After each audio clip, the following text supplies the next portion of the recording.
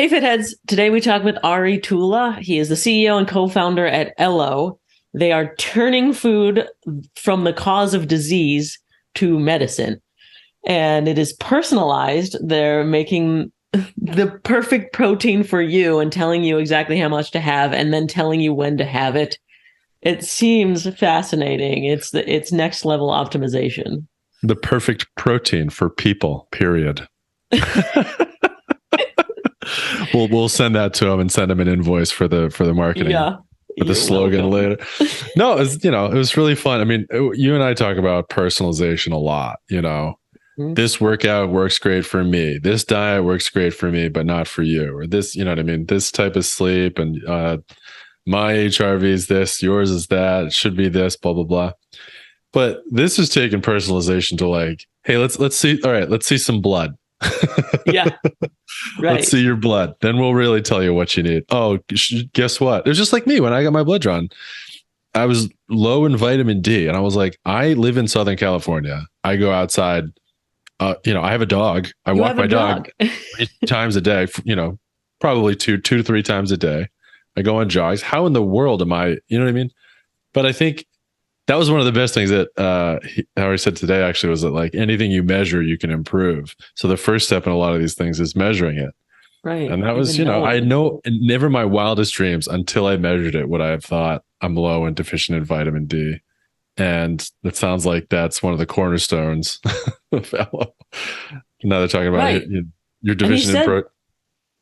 That those nutrient gaps are really common. Sure. And my favorite part of this conversation was that it was about preventative care. It wasn't solving the problem. Like he said, 10 years down the road, you can do something bad for your body for 10 years, not know it's hurting you. But on year 11, that's when you realize it. So the idea is to catch it before year 11 and make the improvements. Oh, and he said, this is great. You can reverse 25 years of treating your body to abusing your body in 1 year, which 1 year sounds like a lot of commitment, but man, if you screwed up for 25 years and then you can still reverse it, that's promising. Welcome to Total Fitheads. Serious fitness for not so serious people. Hi, Ari. Thanks for joining us. Hey, thank you. Great to be here. Yeah, I'm excited to talk about this. Personalized health is something we touch on a lot on this podcast. Can't tell if it's now pervasive and kind of reaching the general population or if Max and I are just in an echo chamber, but I'm interested to learn more. An echo chamber of 2 people. Yeah. Hello. Hello. There we go. Thank you. Very good, very good. Okay, so give us some background on what you do, Ari. Yeah, happy to. So I'm from Finland. That's the reason why I speak funny. Been in the Bay Area for about 15 years. Be kind of who I am and what I do. I'm mainly a builder. I've been an entrepreneur for a long time, and the last about a decade, a bit more, I've been dabbling in the healthcare space. So building a third company now in health space, and the latest one is called Elo. It's trying to make and turn food into medicine. And I think I can join your echo chamber here that I agree that I think it's happening now, and there are some reasons why it is happening right now, and we can go deeper into that. But yeah, so I have this sort of a long story why healthcare. So I spent my early career in kind of tech more broadly and making video games and making mobile games and stuff like that. So that's kind of my background, and got into healthcare mainly because of my personal reasons. So I almost had like a vendetta against the US healthcare system. So it made my life very difficult and had a lot of drama in many years in my life, and decided to spend my 30 years I have left to work into building companies that can make the healthcare system easier to navigate and more accessible and just better overall. Yeah, I would love to dig into that. The reason why you think personalized healthcare is happening now. It's starting Also, to with move your that help, it direction. should be 130 years you have left. Is that right? Well, I mean, that was before I was extending my boundaries, but Right. and mental and physical abilities. But you don't want to work too hard building startups when you are like 70 years old. So maybe you can do something else when you get that old. 70 is the new 10. Maybe. But how did you get into it? Yeah. So my wife had a thyroid tumor like 22 years ago, whatever, and that was like out of the blue. A healthy 20-year-old suddenly is facing mortality, which is pretty rare, and that was really kind of surprising thing that nobody expected. And then you take it away, and with that comes another thyroid as well, partially. And that leads into then a lot of complicated things like autoimmune diseases, hormonal imbalances, and basically a verdict that you can never get a family. You can never get pregnant, and that sucks. If you kind of found your spouse and your love of your life, and then you can't get a family that you might want at someday. So that led us into thinking about these things that people normally think at much older age, like mortality and what you want in your life. And we spent about a decade of trying to find a way to get pregnant and overcome this issue. And food was one of the key pieces and building blocks that we found in the end that helped. So inflammation in the body, you can lower it by right type of diet. That's known fact now. It wasn't so well known maybe 15 years ago. And now, food and diet is used in a lot of different autoimmune diseases, and the outcomes have been really great. It's not commonly accepted yet in the medical community, but I think a lot of people are now doing stuff around it, and it does work. So that was kind of what made me believe that food is medicine. And then later, we were trying to get pregnant. That was another long haul, took us many years, and we worked with many different doctors in the US when we moved here. And I was lucky, in a great position to have one of these gold-plated Cadillac health plans, because I was an executive in a big company at the time, and we could go to any doctor for free, but we couldn't find the right care, the right doctor. And I felt as an outsider coming from Europe that there has to be a better way to navigate the system, because when you are ill, you are at your weakest. And then you need to navigate this process. And if you don't find the right caregiver, you might not get the right care. You might not, get better. So we built this company called Better Doctor that was about helping people find a doctor they love. And, it grew to be millions of people a month, using it. And in the end, it became one of these companies that is powering the healthcare system today in the US. And now I think we help 200 million people a year to find a doctor in some way at the back end, which is pretty cool. Your problem now is kind of helping, most of us to navigate the healthcare. Yeah, fascinating. You had a problem, and instead of solving it for yourself, you solved it for everyone. Totally accidentally, that was not the plan, but it just happened. And now, emboldened by that, it took 10 years to, build these things. But, I'm hopeful that, my next chapter is to, build a company in the space of personalized nutrition, and could we help million people to eat better and live longer and avoid getting sick, or if they get sick, even maybe reverse type 2 diabetes, hypertension, obesity. That's my hope. Yeah, you talked specifically about reducing inflammation. Is that something that kind of one size fits all, or does that fall in the category of needing it to be personalized and figuring out what will reduce inflammation specifically for you? I don't think we have a one thing. It's complicated. We think about when you're young, you can do whatever you want. You can eat the worst type of food for a decade, and then you change and you'll be fine. You can probably smoke for a decade.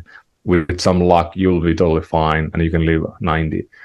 So we are pretty adaptable as human beings, but once you add up not a decade, but you add 25 years of abuse for your own body by eating ultra processed food, a lot of sugar, all these things, and having this inflammation chronically on all the time, in the end you get in a position that you become sick to a level that will be very difficult to fix. And definitely you can't fix it without changing the way you live your life, your diet, your recovery, and so forth.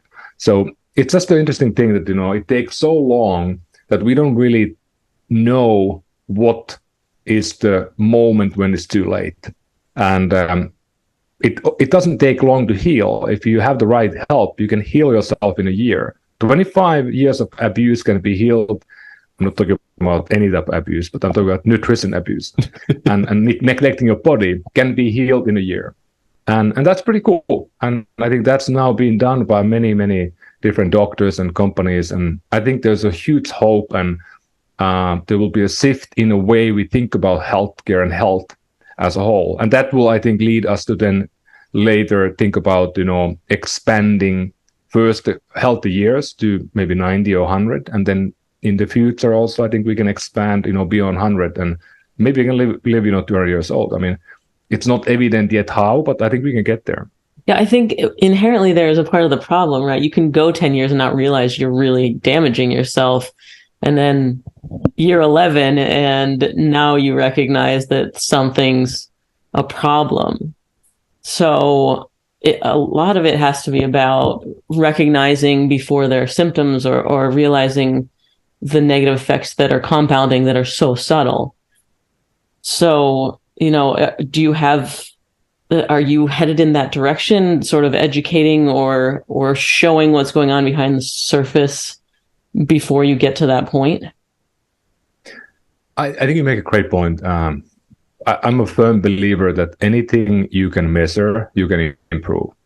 And today, I think the big problem is that we don't really have a measurement. We don't have the yardstick for nutrition. Like what you have today, you can think about your energy levels, very subjective. You can think about your weight.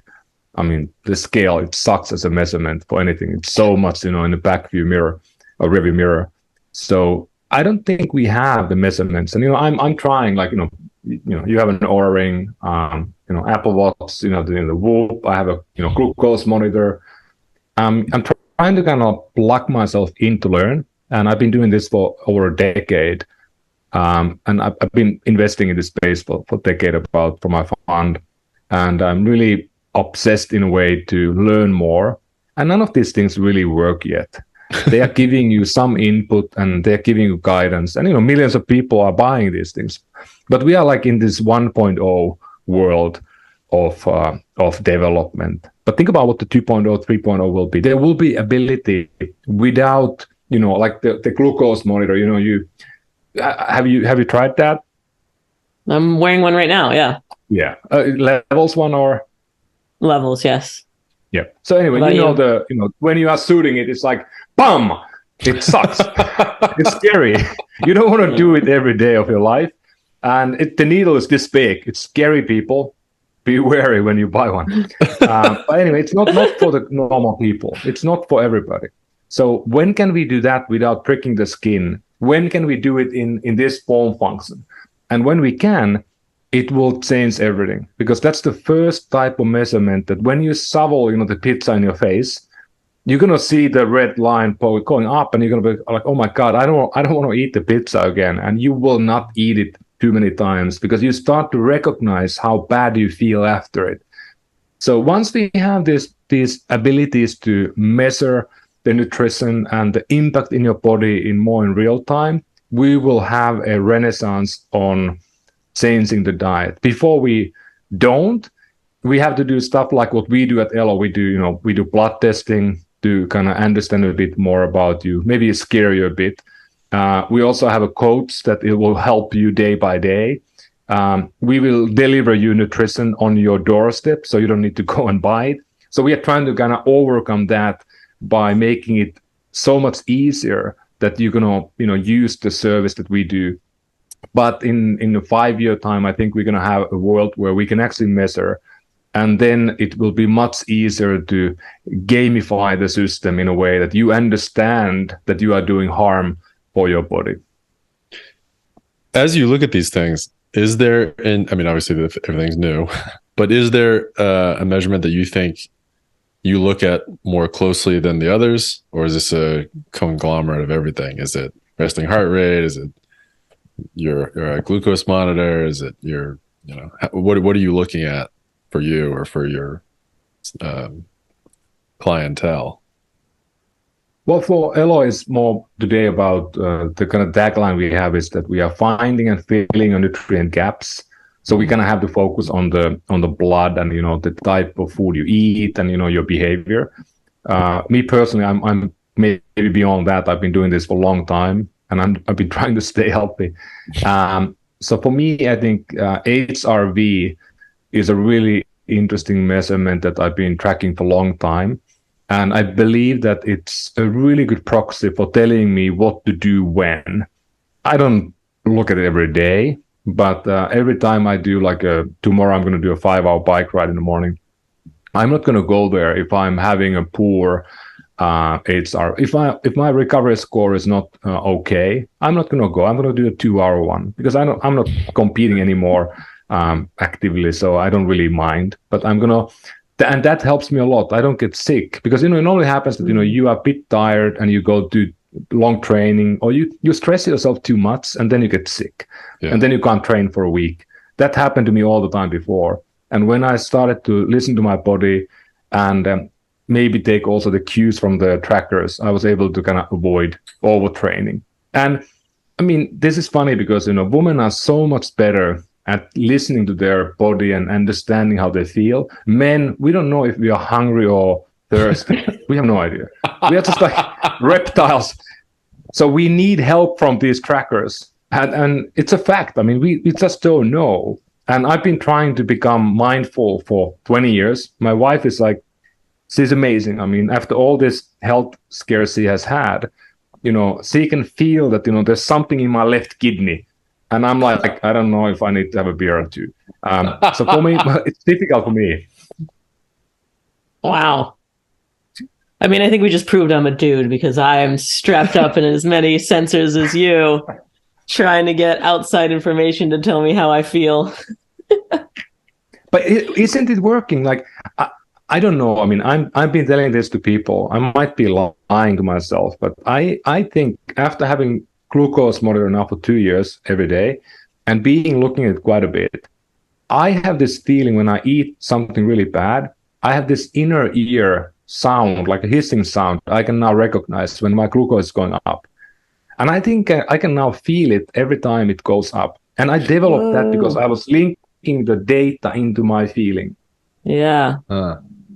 Are you sure you weren't hearing your monitor like whizzing? Freaking out. I mean, it could be a feature. I don't know. Still works. It still works. I think you're calling it bullshit here, but I mean, I think I feel it. But I mean, isn't that cool if the technology could actually teach us to listen to us better? So it doesn't become this thing that we do because of it is cool or whatever, or it's addictive, but we do it because we want to learn more about our own body. Sure. Well, I think that is addictive. That feeling of, oh wow, I can actually feel like when I'm getting sick, or I am. It's about being aware. It's about being mindful, like you said, listening to your body. But then that feeling of like, oh, I think I'm getting sick. I'll just sleep 20 of the next 25 hours or whatever. And then I'm not. And now I have more of a control over it. Because I think what a lot of people it's hard for them is they're just sort of walking through life. 10 years, I'm eating pizza for lunch every day. And on the 10-year 15th day, suddenly that gives me a heart attack. You know what I mean? That's what's scary to people. So being aware of stuff, being mindful of stuff, using the trackers or using, other indicators, biomarkers, whatever. That's fun. Being in control is super fun. Yeah, at the very least, it's fun. But also, it's scary because now we are going beyond what we have normally done, and I'm trying to do these things so most people don't need to try. And I write about this. So one thing I've done now many times is the full body MRI scan, which is really intriguing because you basically go into the MRI machine for an hour and a half or whatever, 2 hours, and they're going to run it, all the time.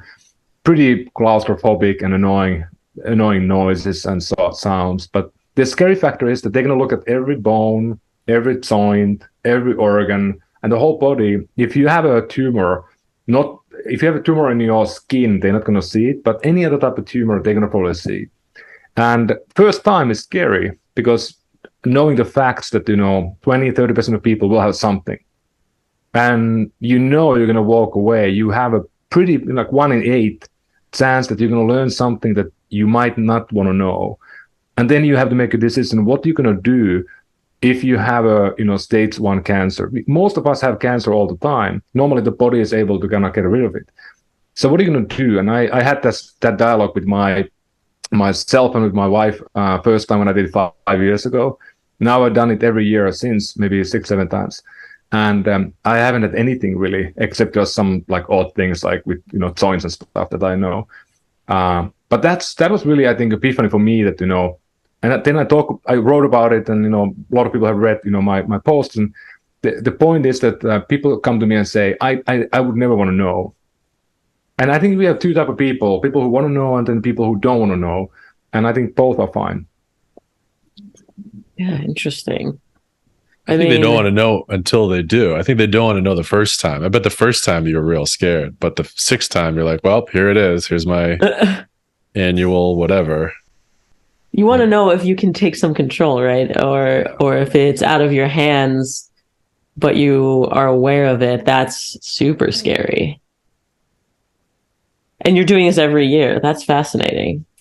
Do you worry about the Yeah, go ahead, sorry. The radiation exposure? MRI is basically magnetic resonance. Yes, there's some, maybe not completely harmless, but it is pretty harmless. We're not talking about X-ray. We're talking about magnetic resonance. Okay. And I think the price points are now going. There are a few companies to do it. Q-Bio and another one. Price point going down to $1,000 soon.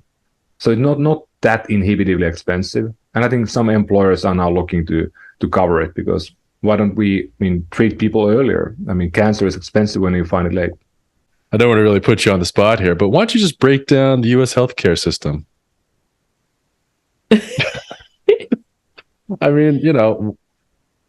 It seems like there's so many things that everyone is just up in arms about. People are tied to their employers for healthcare. People are wondering why we don't have, why Europe has universal healthcare and the American doesn't. What do you think the direction of the industry is going? And do you think, obviously there's companies like you guys who are doing awesome stuff, but where do you think are people taking it more seriously, or is it sort of still mystified? You're the first time I've heard of a full body MRI checkup. Did you just come up with that, or is that like is that something that's sort of offered for your business, or do you know what I mean? No, the MRI is just a thing that, people have been thinking about it for a long time, because, you have these machines and they are often not. I've had an MRI when I thought I tore my ACL. You know what I mean? I feel like I know of people getting these testing things when there's a specific acute, NFL players. I feel like I know a lot about ACLs because of hockey and football, but I don't know as much about my normal day-to-day health. Is there stuff that you've seen now? It started like I was one of the first people who did it, because I've been looking at the space for a while, and I'm looking like, what can we do, so the kind of the segue in this whole thing to the bigger healthcare macro thing is that we don't really have investment happening to them preventative care. We invest. You guys know it's like $4,000 billion that we spend in healthcare a year as a nation, and that's, by the way, half the spend of the global spend. Whole planet is spending about $9 trillion, and we spend about $4+ trillion in the US. So half the money, 50%. And how many people we have? We have 4% of the people. We have 4% of the people in the world, by the way, in this country. So we are 10 times over-indexing the spend. And There's no other industry that would be the same. So we are kind of in an interesting spot that we spend that much more, like 3 times more than anyone else, and we are like number 60 or something in the health, measurement. If you look at people's health, life expectancy, mortality of the newborns and stuff like that, we are not very good at it. And we have 30 million people who don't have health insurance today. So how to fix that? That's really complicated. But really the bottom problem is that we spend that much money mainly on people who have chronic conditions like type 2 diabetes, heart disease, that are all lifestyle-borne diseases, mainly because of diet. Same time we subsidize, some hundreds of billions of corn production, and we give us, free bread almost that is full of sugar. So it's like completely ass backward. And one thing I like to always say that many people don't know is that the SNAP program, we have these programs for, poor people to buy food and food, coupons and stuff like that. Something like $7 billion of that program is spent on soda. Think about it, 7 billion of soda, and that 7 billion will likely cost about 50 billion more in healthcare costs. So how's insane? It's our money that we shovel out, and then both ways we pay, insanely amount. So my thinking has been now for a long time that, what if we could kind of combine the healthcare system, a lot of money, and the food system, that's about 6,000 billion. Together they are like half our economy. What if we could combine them together a bit that, we have this conjointed area where we use food as, medicine, and maybe don't subsidize the silly stuff that we do today. So that's kind of like the thinking that I try to, always talk about, because it's just not really understood. And I mean, nobody's talking, by the way, about healthcare today. Have you heard about any politician talking about, now we have an election coming up next week? Nobody's talking a word about healthcare. We talk about other stuff. I don't even know what we're going to talk about now exactly, but healthcare was a big topic, and now we forgot it. I don't think we're going to talk about healthcare for the next 10 years. But every day we spend more money in healthcare. Every day we are now getting less and less healthy. And I think the warning for me, and I look at all these indicators, and I don't know if you know, but the life expectancy has been declining now for 3 years in a row. First time ever after World War II and the Black Death in Europe, 1500. So that's kind of interesting data point, I think. Yeah, wow. Any theories why? Well, is it soda? Opioid epidemic, COVID, but it really is because of we are getting sicker and we are getting heavier. So it's pretty interesting. Like a lot of us are not going to live as long as our parents do. That's so nuts. You just always think about humans continually progressing, and we are not. Wow. But it's like a plateau. Like I think every time we have had this in the past that we kind of hit our head into the wall, like in the dark ages, just hundreds of years of nothing really progressed, and now I think we have a huge amount of progress happening. So I'm very hopeful that we have to unlock. It's a problem that becomes so big that we have to unlock and fix it.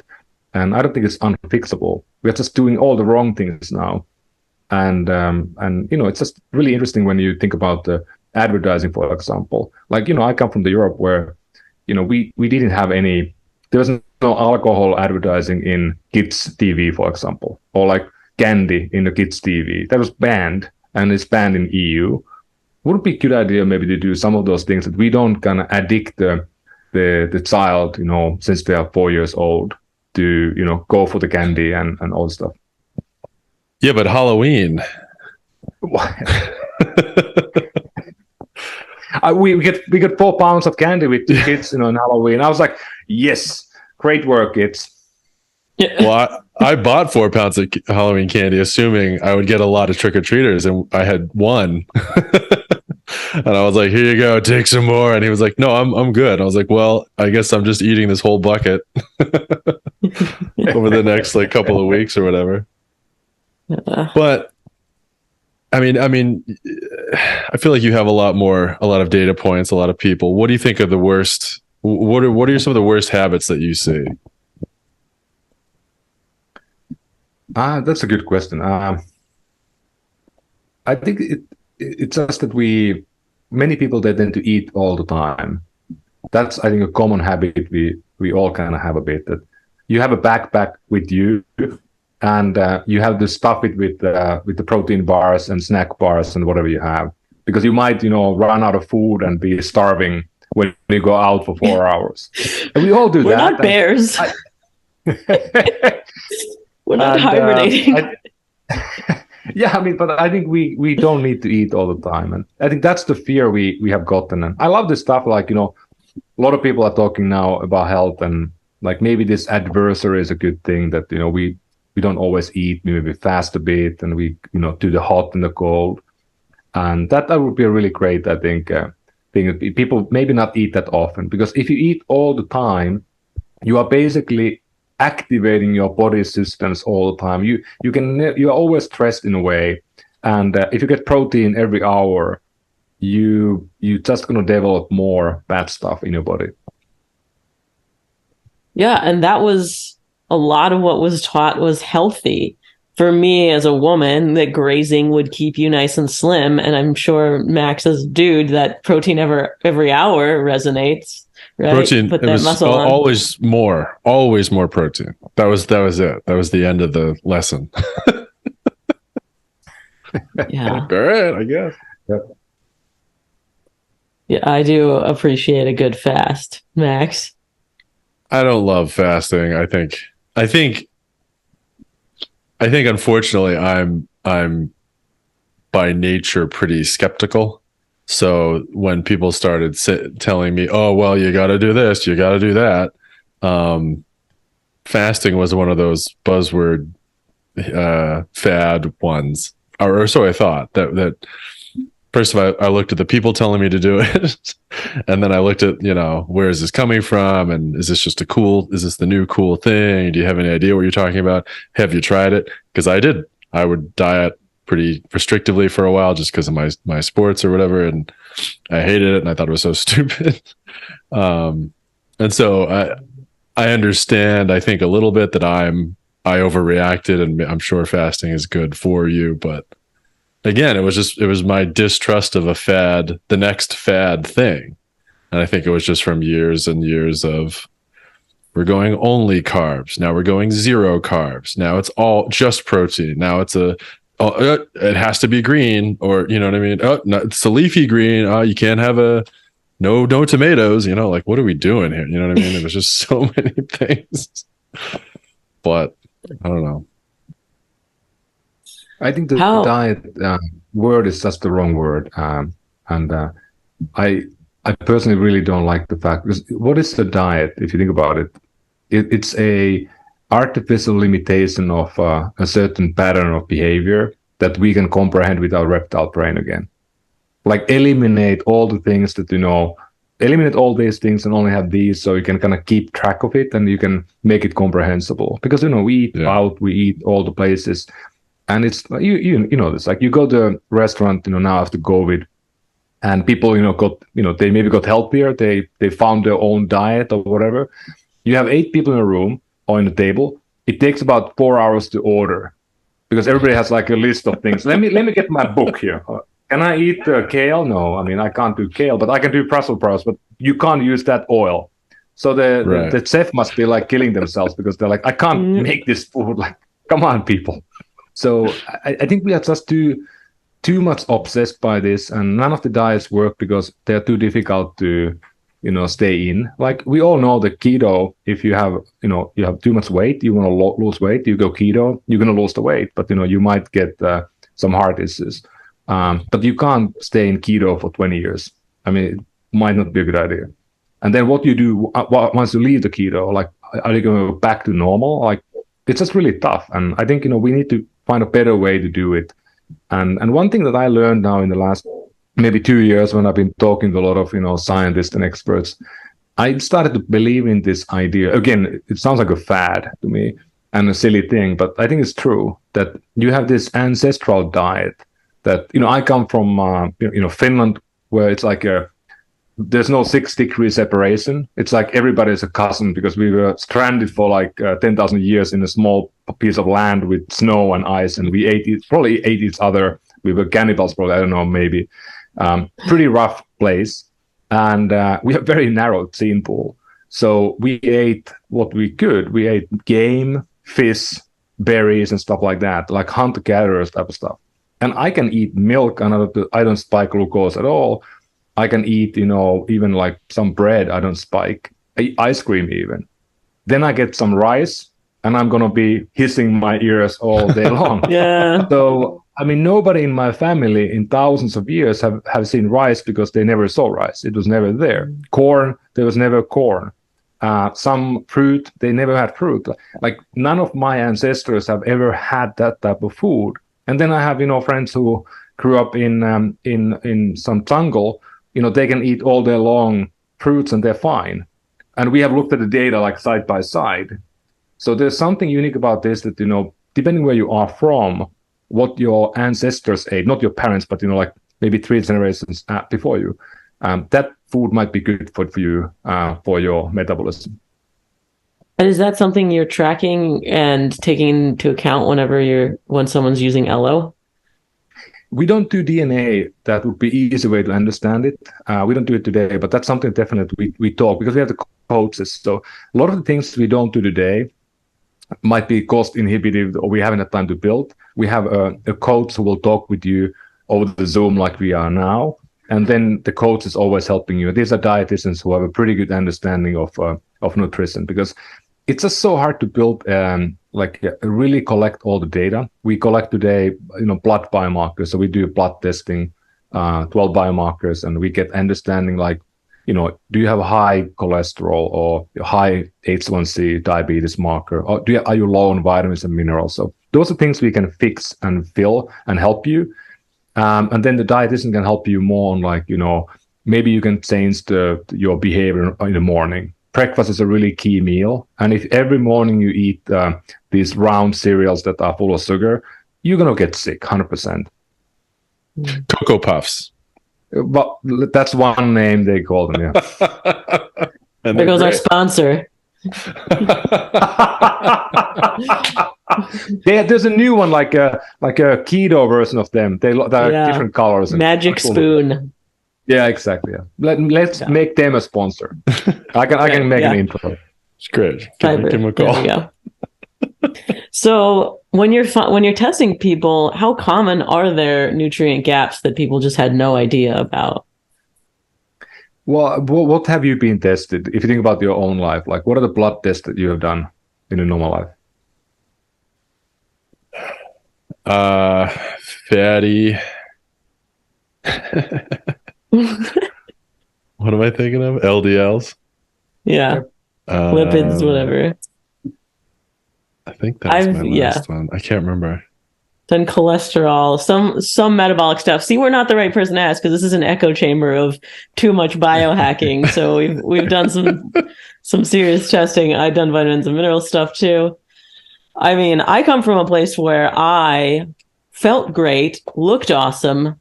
I was seriously proud of my body. My numbers on my heavy lifts were moving up, and the doctor was like, "Your cholesterol is horrible. You're gonna die way earlier than you should." And so that was an eye-opener for me, being like, oh, I can't trust my interoception. I don't hear a hissing, but something is definitely going wrong. Clearly not the better doctor, right? Bad doctor. Yeah, no. What did you do? Switch doctors, right? Yeah, I was like, well, screw you. I'm going to go talk to somebody else, which I did. And they also said I would die early. So after my third opinion, I went vegan. I think you are really, that's a really good way to describe how people's decision making goes. So what do we test now is, you can test a lot of things, but when we do the collection of blood at home with, pricking your finger, it's pretty hard to bleed like a gallon of blood from a finger. So we have a limitation of what we can test. We can test about 15 things. That's the maximum. If you do more, you're going to have a really hard time getting the blood out. So it's always like this sort of game of like how much blood can be collected, what can be tested, cost, and then quantity of blood. That's the equation. And we do today a lipid panel, cholesterol, LDL, HDL, triglycerides, VLDL. That's kind of the whole view on your on your fatty acid balance, and good indicator of heart disease. We can debate about whether your cholesterol actually meant anything. There's a new science that says that your cholesterol can be very high as long as the particle sizes are right, bigger. If you're small, then you're in trouble. Big, you're fine. So most doctors never go that deep. We don't go that deep today because it's hard to do from finger prick, those tests. You can do it on venipuncture. But looking at other things like iron, ferritin is a very commonly low on women, especially women who eat more vegetarian diet or vegan diet. Another one is the B12, of course. Often people are very low if you eat vegan diet. D vitamin today, 79% of people out of thousands of people we test, they have low vitamin D. I had very low vitamin D myself. Yeah, and the vitamin D has impact on everything a little bit, and it's easy to get up if you supplement. Somebody like myself, I had a low metabolism of vitamin D, so my team wanted to sequence my DNA, and they found that I have 2 mutations that make me very poor metabolizer. I lived in northern Finland. There's no sun ever, so I was not able to get vitamin D from the sun. I moved to California. I'm still low vitamin D. Like I probably was like no vitamin D in my body when I lived in the northern hemisphere. So those are some of the things. 90% of people today who come in, they have something that is wrong. And if we do a broader panel, I think then it will be 100%. Everybody has something that they don't know of, and our doctors are not testing those things because they are not. They don't care. They have no way to prescribe medicine about your minerals and so forth. So it doesn't make the money. The system is not doing it, but they might be impactful and they might be a proxy of something more serious happening or being wrong in your body. Interesting. And then as your people are making changes and coming back to retest, are you also tracking subjective things like how focused they feel or how much energy? Is that a part of the process to subjectively feel better? Yeah, we do a questionnaire, pretty thorough question in the beginning, and we try to repeat it every quarter at least. Sometimes we do monthly. We are launching now a new product that is a protein product that is designed by your workout data and your blood biomarker if you want. But you can just plug your Apple Health or your wearable data into it, and we design a custom blend for you based on your 90 days of workouts. And once you then do a workout, we are notifying you to take the right amount of protein at the right time. So that's one example. And then in the morning after the workout, we ask you, are you recovered? Are you sore? How do you feel? So we start to collect that, daily or weekly data. That's a really powerful. I love the point of it because I think the most impactful health measurement that you can do is that when you wake up in the morning, you put your feet onto the ground and you ask yourself, like, how do I feel? 1 to 5. And that measurement, if you collect every day, will be maybe the best indication of your health. Whoa. I got to get a bed notebook. Yeah, but if you just say 5, eventually you'll believe it, right? Nocebo, anti-nocebo. It could work. Nocebo, yeah. Yeah. So how does this smart protein differ from, whatever Quest garbage that I buy at the store? It's less garbage. That's a big difference, I hope. What we try to do is that so many people, they take pills every day. And, we provide people now pills that are customized to them, which is pretty cool. But some people don't like the pills at all. And I get that. I mean, it feels kind of weird for people to take, maybe like 4 or 5 pills, 6 pills in the morning. Some people prefer to take the protein, for example. So what we are working now is to be able to add the supplements into the protein powder. We already have now 8 different supplements we can add into the powder. So maybe you can just have the powder, if you train maybe 5 times a week, you take the powder after training, you get all the supplements as well within that. We can also customize, the blend of protein. So I do these long bike rides, for example. So I'm adding carbs into my recovery protein. I'm adding electrolytes. I'm adding like extra boost of certain amino acids that are right for me, like leucine and others. So I get the right dosing. So it's just a kind of better system to build to make it more right for you. And we can make it, completely carb free. We can make it, vegan. We can make it, whey. So there's a lot of optionality we can do, and it's all customized to you. That's cool. And telling me when to take it too. And how much. I mean, that's pretty cool, I think, a new thing that, it's a loop that people have never done it before. We're the first ones, I think. And we've been testing it now for a year, and people like it. I mean, and I've been using it myself a long time, and it feels like a real thing that, you don't forget to take it, because protein actually does work no matter what protein you have. If you take it after training and the right dose, it helps you recover more. I mean, it's just a fact. It does work. Yeah, I can't imagine how much you're having after a 5-hour bike ride. What the heck? Sorry, I'm not over it. There's an upper limit of protein, how much you can take. I think it's something like 40 grams or whatever. Your body can't take in more. But there's a really interesting podcast. Peter Attia had a guest in I think last week or so, maybe 2 weeks ago. A person I can't really name now, but he was talking about protein, and I had no idea really. I've been working on this for a long time, but I didn't know how did we develop the protein quantity, the guidance, like what is the RDE, like what is the recommended dosing for protein. And he talked about the study that was done in Africa for malnourished children, and that's where they found the dosing of protein, testing these 8-year-old children. Nothing to do with the 44-year-old dude who's training 20 hours a week.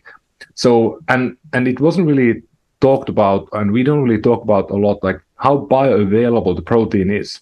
Like you can actually have some protein types are not very available, so you might need to have a double amount of them to get that 40 grams.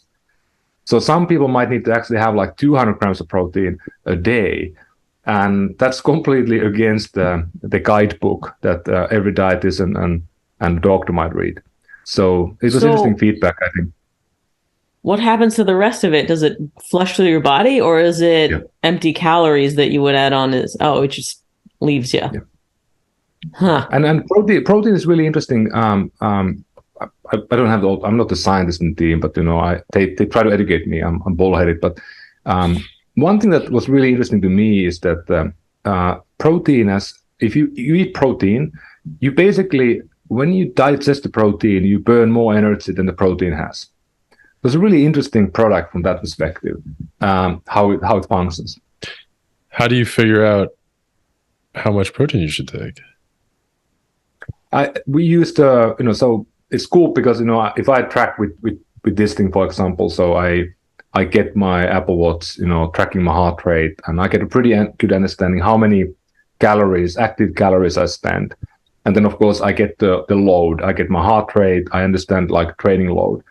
Of course, much more difficult if you do like weightlifting when you don't get the heart rate up. I'm not going to know if you do 400-pound deadlifts or 150-pound deadlifts. Very different for the muscles in this. But I think I think the weightlifting is a really tough one, or yoga and stuff like that. That you don't really see the consumption of energy, but it can be very strenuous activity for your body. Yes, for sure. My Apple Watch will tell me to get off the couch while I'm deadlifting 400 pounds.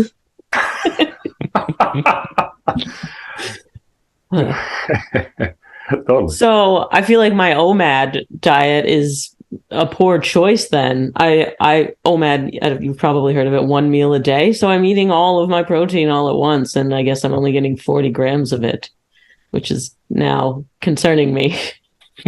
You are likely getting too little. And I mean, there's an interesting thing. I think most people are likely getting enough on the normal diet. They might get it in the wrong time too frequently.